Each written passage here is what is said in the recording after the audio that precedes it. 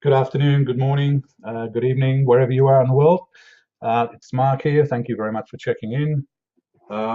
What I'm going to be doing here, I'm going to run a series of videos. I took my first one yesterday of live blood under a dark field microscope. Uh, and I'm going to do this. Well, I'm going to do this until the blood dries. But the reason why I'm doing this is to give you guys a bit of an insight as to what goes on at this level when things start going a little bit haywire. By taking the blood out of the body and putting it onto the slide, we're obviously putting it through some stress, and we can get a relative idea as to how stressful that is to the body by looking at the blood.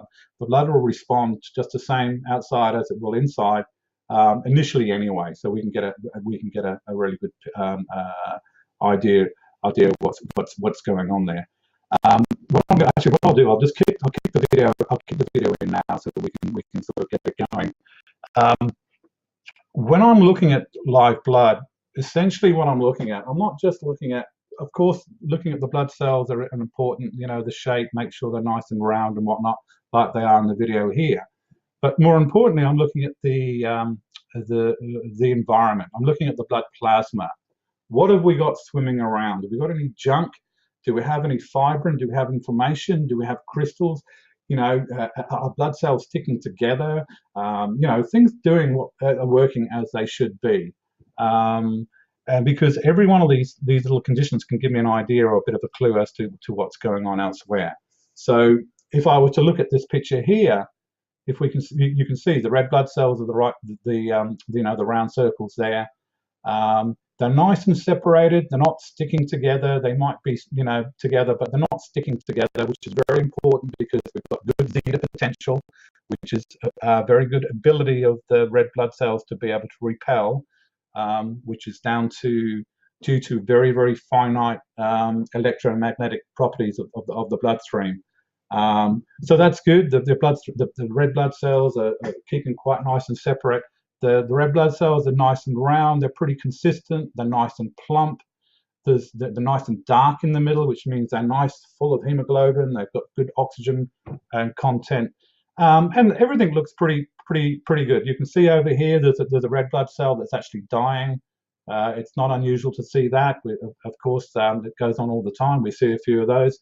And I guess the immune system too. You can see the 1, 2, 3 neutrophils here. You can see, especially this one up here.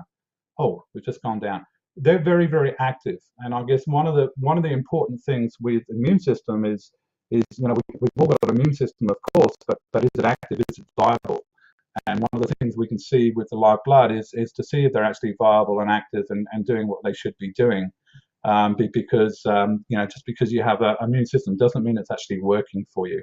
So you can see this fella here, he's really, really on fire. So immune system's good, nice and viable.